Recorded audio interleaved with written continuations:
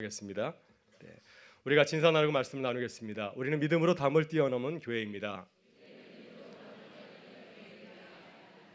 네, 한 번 더 인사하겠습니다. 이 땅에 오직 주밖에 없습니다. 네. 여러분, 서양 동화 중에 핑크 대왕 펄시라고 하는 아주 재미있는 이야기가 있습니다. 펄시는 핑크색을 너무너무 좋아합니다. 그래서 자신 집안에 소장하고 있는 모든 것들은 다 핑크색으로 바꾸었습니다. 심지어 이 핑크 대왕은 아침에 먹는 식사까지도 핑크색 일색입니다. 그러나 핑크 대왕은 이것으로는 만족할 수가 없습니다. 왜냐하면 성 밖에는 핑크색이 아닌 것들이 너무 많이 있기 때문에 그렇습니다. 그게 너무 불편한 거죠. 그래서 이 핑크 대왕은 고민 끝에 백성들의 모든 소유물을 다 핑크색으로 바꾸기로 법을 제정하고 발표를 하였습니다. 일부 백성들은 반발하였지만은 그러나 백성들은 왕의 명령을 받아들여서 자신이 소유하고 있는 모든 것들, 집, 가구, 자동차까지, 옷가지를 다 핑크색으로 바꾸었습니다. 그러나 핑크 대왕은 여전히 만족하지 않았습니다. 왜냐하면 세상에는 핑크 아닌 것들이 너무 많이 있었기 때문이죠. 이번엔 나라의 모든 나무와 풀과 동물까지도 핑크색으로 바꾸었습니다. 군대가 동원되어서 상가 들로 다니면서 이 풀과 나무 그리고 꽃까지도 핑크색으로 다 바꾸어 버렸습니다. 심지어 동물들도 태어나자마자 핑크색으로 염색 이렇게 되었습니다. 아름다운 나라이죠. 네, 드디어 세상의 모든 것이 다 핑크색으로 변한 것처럼 보였습니다. 그러나 단 한 곳 핑크색으로 변하지 못한 곳이 하나 있었습니다. 바로 하늘이었습니다. 아무리 핑크 대왕이 무소불위의 권력을 가진 왕이라 할지라도 하늘을 바꿀 수는 없었던 거죠. 그래서 아주 오랫동안 고심하였습니다. 어떻게 하늘을 바꿀 수 있을까? 자신의 힘으로는 도저히 해결할 수 없었기 때문에 자신이 존경하는 스승에게 명령을 내렸습니다. 하늘을 바꿔주십시오. 그래서 스승은 고민하던 차에 하늘을 핑크색으로 바꿀 묘책을 찾아내고 무릎을 쳤습니다. 그래서 스승은 핑크대왕 앞에 가서 왕에게 말했습니다. 왕이시여, 드디어 하늘을 바꾸었습니다. 내가 준비한 안경을 쓰고 하늘을 바라보시기를 바랍니다. 핑크대왕은 믿지 않았지만은 준비된 그 안경을 가지고서 하늘을 바라보았습니다. 이게 어찌된 일입니까? 하늘이 온통 핑크색 천지였습니다. 날아가는 새도 핑크색, 구름도 핑크색이었습니다. 여러분, 스승이 마술회로 부려서 하늘을 핑크색으로 바꿔놓은 것일까요? 그게 아니죠.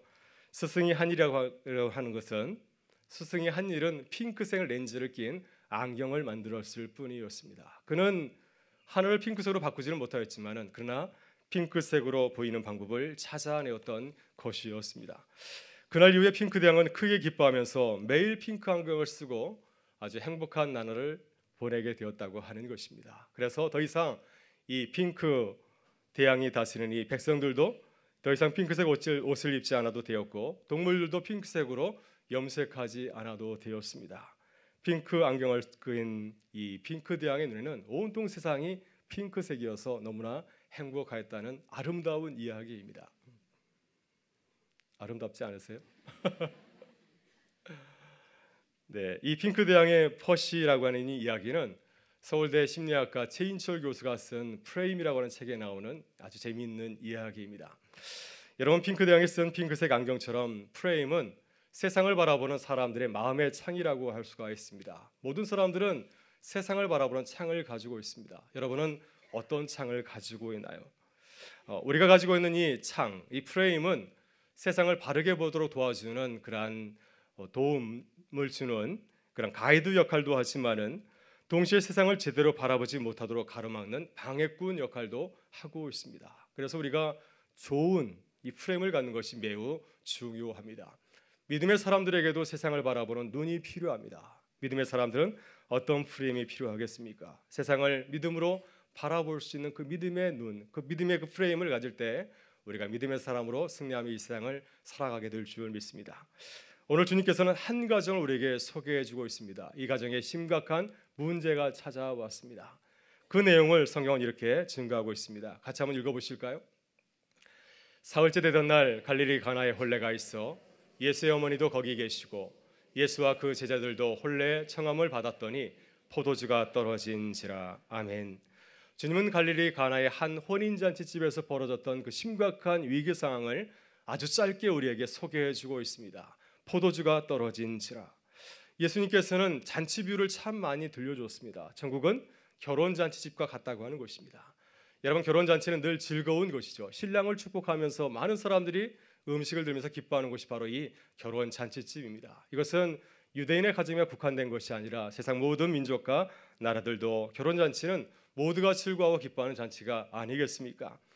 갈릴리 가나의 혼인잔치에 참석한 하객들도 신랑 신부를 축하하면서 아주 즐거운 시간을 보내게 되었습니다. 그런데 한참 이제 잔치의 흥이 대절정에 이르게 되었을 때 그 흥을 깰 수 있는 아주 위기의 순간이 찾아오게 되었습니다. 아주 중대한 문제가 발생한 것이죠. 모든 사람들이 이 잔치를 즐기고 있는데 그만 포도주가 떨어진 것이었습니다. 잔치집에서 포도주가 떨어졌다고 하는 것은 이 잔치의 파장을 의미하는 것이 아니겠습니까? 만약 사람들이 더 이상 포도주를 제공하지 않는다고 한다면 불만을 터뜨릴 것입니다. 포도주도 준비하지 않았다 하면서 신랑을 비난하면서 그 자리를 떠나가지 않겠습니까? 만약 그렇게 된다고 한다면 지금까지 준비했던 그 모든 수고가 다 헛수고로 이제 끝나고 말 그런 심각한 위기 상황을 맞이한 것이죠. 여러분, 이 갈릴리 혼인잔치집은 이 잔치를 위해서 최선을 다해서 준비하지 않았겠습니까?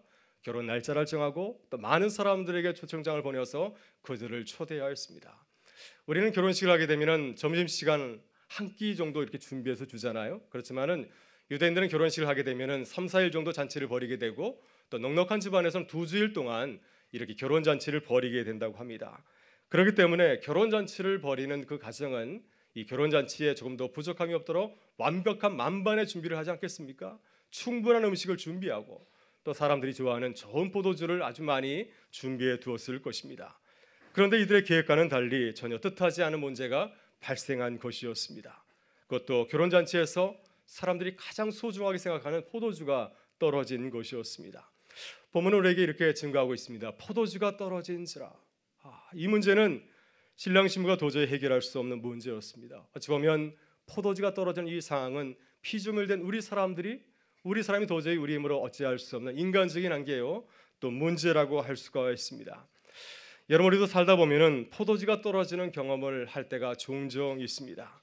우리는 정말 우리에게 주어진 삶을 성실하게 잘 살아가는데도 불구하고 우리가 전혀 예상하지 않았던 문제가 우리에게 찾아와서 우리를 당혹스럽게 만들 때가 얼마나 많이 있습니까? 매일같이 건강관리 참 잘했는데 패스트푸드 먹지 않고 건강관리 잘했는데 어느 날 갑자기 가서 건강 이렇게 검사를 하였더니 건강 이상이 찾아왔다고 의사가 말을 합니다.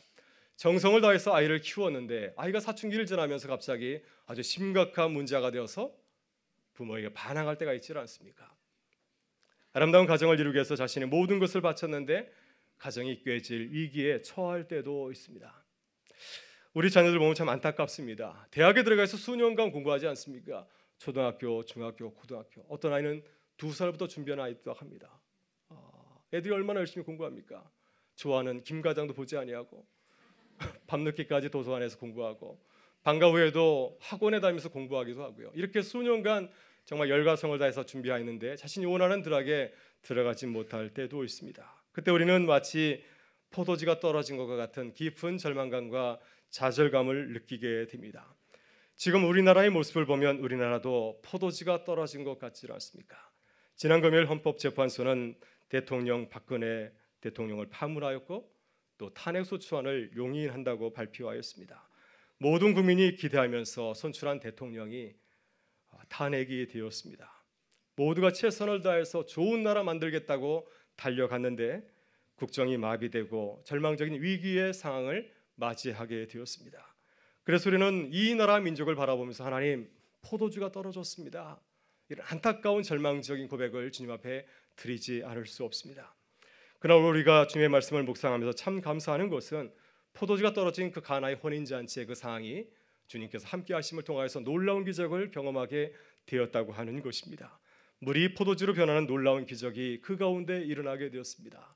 여러분, 그러나 이 가나의 혼인잔치의 놀라운 기적은 거저 우연히 일어난 것이 결코 아니었습니다. 우리 주님께서 그곳에 계셨기 때문에 이 놀라운 기적이 일어났고 또 주님을 바라보면서 믿음으로 담을 뛰어넘는 위대한 신앙인들이 그곳에 있었기 때문에 이 놀라운 기적이 그들 가운데 임한 것을 보게 됩니다.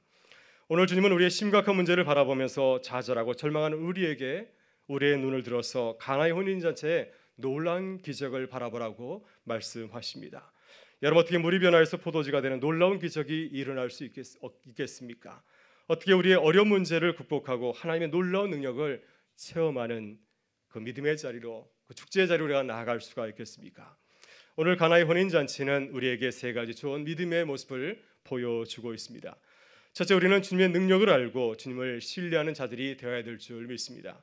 본문 3절의 말씀을 같이 한번 읽어보실까요? 포도주가 떨어진지라 예수의 어머니가 예수에게 이르되 저들에게 포도주가 없다 하니. 아멘. 여러분, 기적의 현장을 보게 되면은 놀라운 믿음의 사람들이 있습니다. 모든 사람들이 자포자기하고 포기하며 넘어질 때 이제는 소망이 없다, 그냥 받아들여야지, 이렇게 물러설 때 끝까지 포기하지 아니하고 기도하며 나아가는 믿음의 사람들이 있습니다. 이 가나의 혼인잔치집도 포도주가 떨어진 아주 심각한 문제가 발생하였습니다. 이 사실을 모든 사람들은 아연질색하지 않았을까요? 이제는 어쩔 수가 없구나, 이 사실을 많은 학들이 알리고 양해를 구해야지, 이렇게 절망적인 마음을 가지고 있었을 것입니다. 그런데 바로 그곳에는 예수님의 어머니 마리아가 있었습니다. 예수님의 어머니가 이 가나의 혼인잔치집에 간 것은 바로 그것이 가까운 친척이었기 때문입니다. 어머니를 따라서 예수님도 그곳에 갔고 예수님의 제자들도 그 자리에 참석한 것이죠. 그때 어머니 마리아는 이 심각한 문제를 알게 되었을 때 즉시 행동하였습니다. 그 문제를 가지고서 예수님께 가서 알린 것이었습니다. 아들아, 포도주가 떨어졌다. 예수, 포도주가 떨어졌다. 이 사실을 알렸습니다. 여러분, 마리아의 믿음은 참으로 놀라운 것입니다. 왜냐하면 그때까지 예수님께서는 한 번도 기적을 행한 적도 없었고 또 놀라운 말씀을 선포한 적도 없었습니다. 그러나 마리아는 예수님을 성령으로 잉태하고 그를 낳아서 기르는 가정 가운데서 경험하였던 수많은 사건들을 통하여서 예수님이 누구인지를 너무도 잘 알고 있었습니다. 천사가 그녀에게 찾아와서 임마누엘이 하리라, 내 몸에서 태어날 그 아이는 하나님의 아들이라는 사실을 들었기 때문에 그 사실을 기억하고 있었고, 또 아들 예수님을 데리고서 이제 성전에 가서 할례를 받게 했을 때 시므온과 안나를 통해서 들려준 그 예언의 말씀을 기억하고 있었습니다. 누가복음 2장을 보게 되면 마리아와 요셉이 예수님을 잃어버린 적이 있습니다. 성전에서 찾게 되었는데 예수님을 성전에서 만났을 때 예수님은 성전의 제사장들 렙비들과 더불어서 성경에 대해서 강론을 하고 있었습니다. 예수님을 보면서 하문하는 부모에게 예수님께서 그렇게 말씀하셨습니까? 왜 나를 찾으셨나이까? 내가 주의 전에 있을 줄을 모르셨나이까? 예수님께서 이러한 많은 경험과 마리아는 자신의 경험, 지식을 통하여서 예수님께서 하나님의 아들이시고 이 문제를 해결해 주실 분이라는 사실을 믿고 있었기 때문에 이 문제를 가지고서 주님 앞에 가지고 와서 나와서 구한 것이었습니다. 여러분, 마리아가 믿음을 가지고 주님을 바라보았을 때 바로 그곳에서 기적이 시작이 되었습니다. 우리는 주님의 대답에서 마리아의 믿음이 얼마나 위대한 일을 시작하였는지를 우리가 엿볼 수가 있습니다. 우리 본문 4절의 말씀을 함께 보도록 하겠습니다. 예수께서 이르시되 여자여 나와 무슨 상관이 있나이까? 내 때가 아직 이르지 아니하였나이다. 아멘. 이 말씀을 가만히 묵상해 보면은 주님은 가나의 혼인잔치에서 기적을 베풀 생각을 전혀 하고 있질 아니하였습니다. 왜냐하면 주님은 때를 중요하게 생각하는데 바로 이때는 주님의 영광을 드러낼 때가 아니라고 생각하였기 때문이죠. 여기서 주님이 말하는 그 때를 헬라어로 카이로스라고 합니다. 카이로스. 이 카이로스를 영어로는 굿 타이밍이라고 할 수 있는데 아주 적절한 때입니다. 아무 때가 아니라 하나님의 뜻을 드러낼 그때, 하나님의 영광을 드러낼 때를 바로 우리는 카이로스라고 부르죠. 여러분, 그리스 신화를 보면 이 카이로스는 신입니다. 시간의 시인입니다. 이 카이로스는 제우스의 막내 아들로 등장하고 있습니다. 주전 4세기 조각가 리시포스가 이 카이로스를 인간의 모습으로 이렇게 동상을 만들었는데 그 모습을 보면 카이로스가 어떤 존재인가, 우리에게 카이로스가 어떠한가 하는 것을 이렇게 형상을 통해서 잘 설명을 해주고 있습니다. 여러분, 카이로스는 사람의 시선을 사로잡을 만큼 금빛 찬란한 꽃다운 청소년의 모습을 하고 있습니다. 그래서 와, 좋다, 갖고 싶은 마음이 들게 하는 거죠. 또 이 카이로스는 어디 서 있냐면은 동그란 공이에 한 발로 발끝으로 딛고 중심을 잡고 서 있습니다. 우리 가운데 공이에 서 있을 수 있는 분이 계신가요? 아마 저 같으면 올라서자마자 앞으로 아마 넘어지지 않을까 생각합니다. 자칫하면 넘어질 수가 있습니다.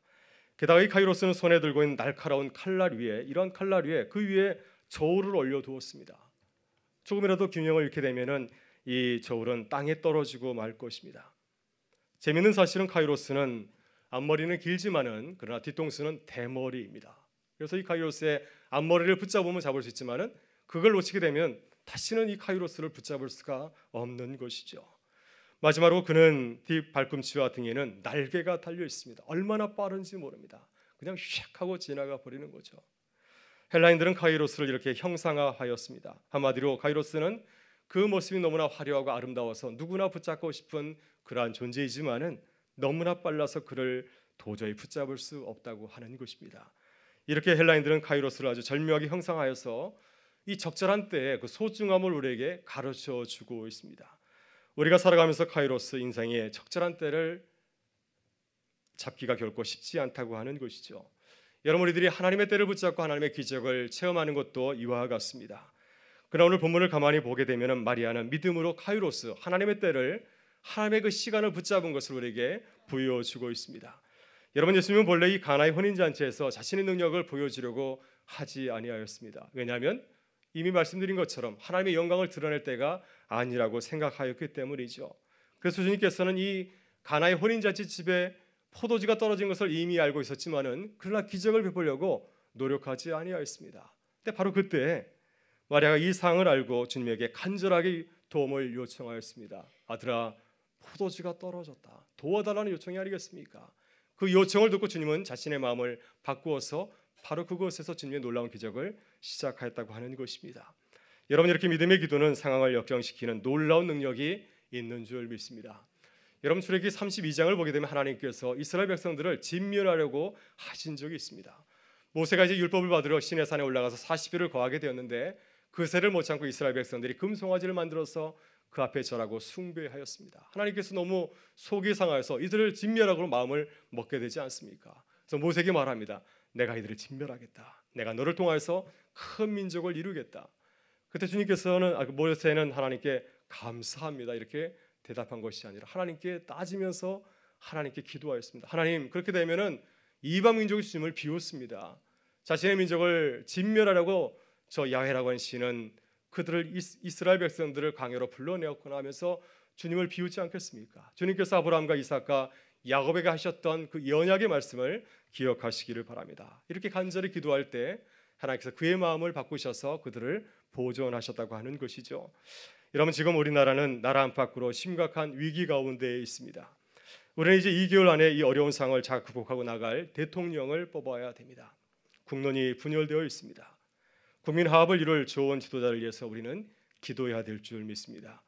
우리나라는 탄핵 과정에서 발생한 국정 부재 때문에 심각한 외교적인 문제가 지금 발생하고 있습니다.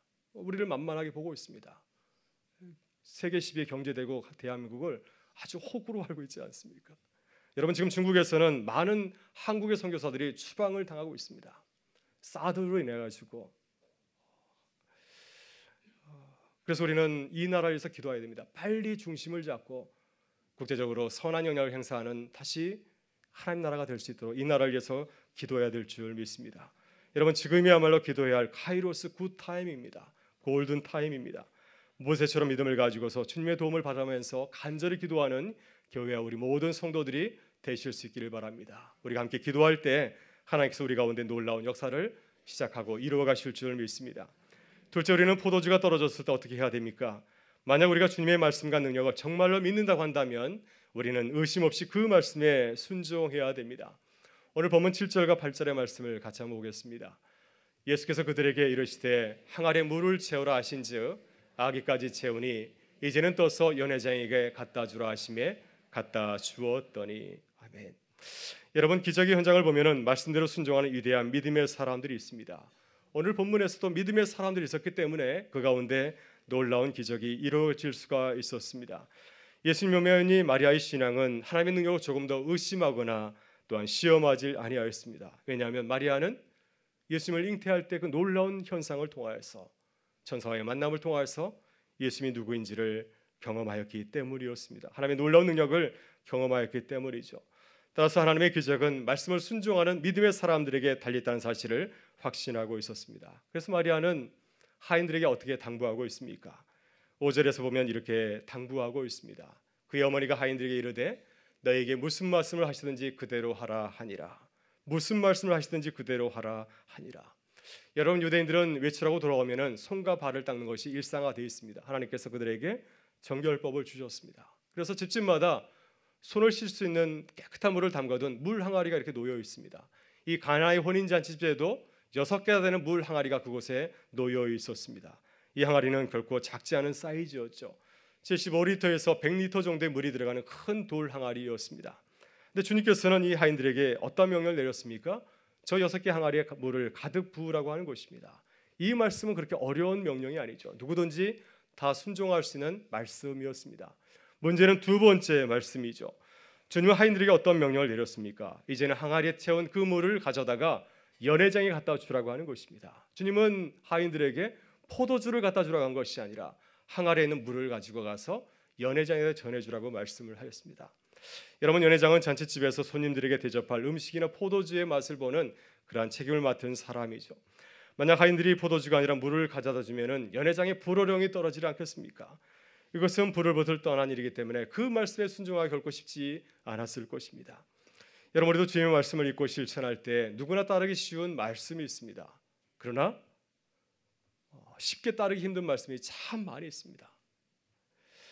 독일의 성서 신학자 가운데 게하르트 로핑크라고 하는 분이 있습니다. 이분이 산상수훈에 대한 책을 한 권 썼는데 그 제목이 참 인상적입니다.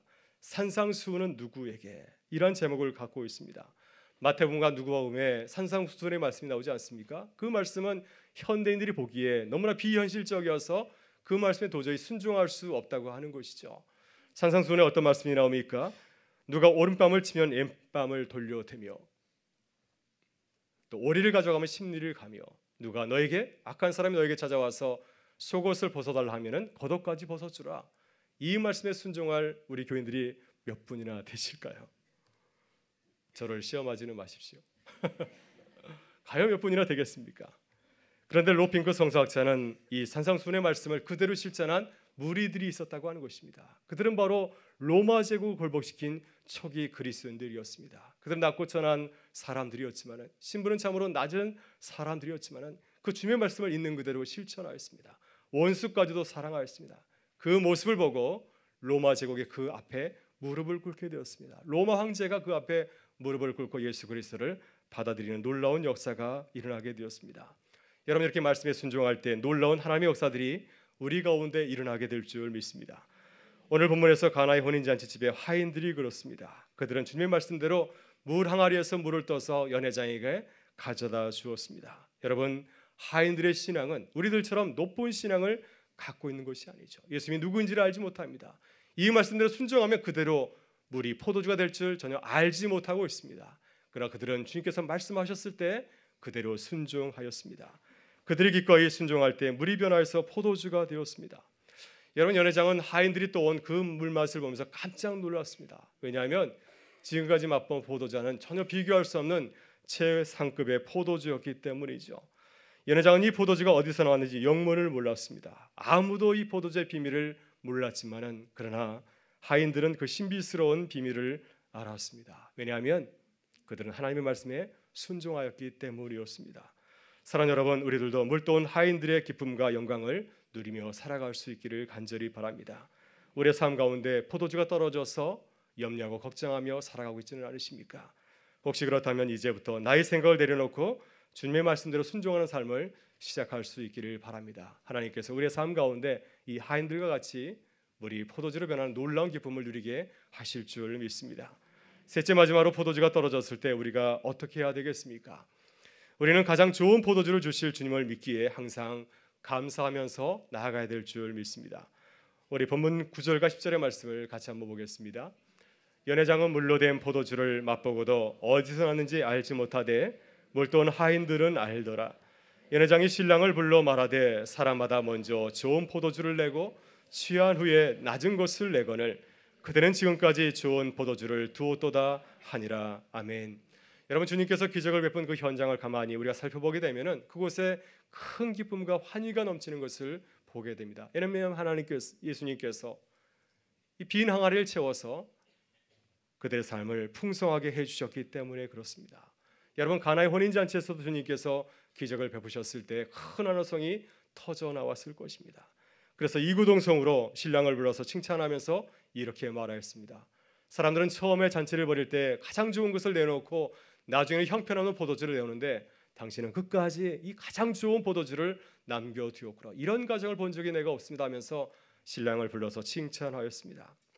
여러분, 요한복음은 이 가나의 혼인잔치의 기적을 예수님께서 행하신 첫 번째 표적이라고 말씀하고 있습니다.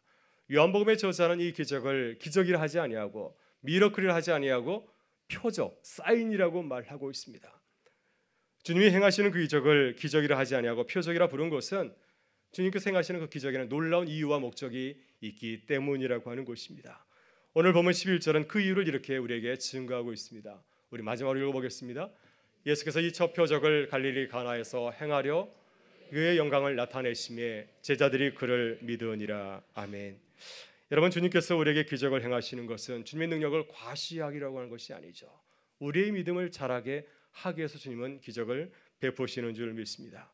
우리들이 어려움의 자리에서 일어나서 주님을 바라보면서 주님을 신뢰하면서 성숙한 하나님의 사람으로 살아가게 하시려고 우리에게 기적을 베푸시는 것이죠. 주님이 가나의 혼인잔치에서 기적을 베푸신 이유가 여러분 무엇이라고 생각하십니까? 신랑이 불쌍해서 기적을 베푸셨을까요? 포도주가 떨어져서 원망할 그 하객들이 짠해서 그들에게 놀라운 기적을 베푸셨을까? 그것이 아니죠. 주님께서 이 놀라운 기적을 보이신 것은 사랑하는 제자들의 믿음을 위해서였습니다. 제자들이 이 놀라운 기적을 통해서 주님이 누구인지를 알고 믿음을 가지고 주님을 따르게 하시려고 그들에게 놀라운 기적을 베푸신 줄 믿습니다. 사랑하는 여러분, 주님의 관심은 누구에게 있습니까? 온통 주님의 제자들에게 있습니다. 오늘도 주님의 관심은 어디에 있습니까? 당신의 사랑하는 백성들, 우리들에게 있는 줄 믿습니다. 주님, 우리의 삶의 포도주가 떨어질 때 우리에게 가장 좋은 포도주를 예비해 두신 줄 믿습니다. 포도주가 떨어지셨습니까? 혹시 포도주가 떨어지진 않으셨습니까? 가장 좋은 포도주를 예비하신 우리 주님을 바라보면서 감사하실 수 있기를 바랍니다. 우리의 포도주가 떨어질 때 주님께서 채워주시는 놀라운 갑절의 은혜가 우리를 기다리고 있는 줄 믿습니다. 믿음을 가지고 달려가는 우리 모두가 될 수 있기를 주의 이름으로 축원합니다. 오늘은 사순절 둘째 주일입니다. 우리의 빈항아리를 채우기 위해서 찾아오신 주님의 사랑을 묵상하는 영적 순례 여정입니다.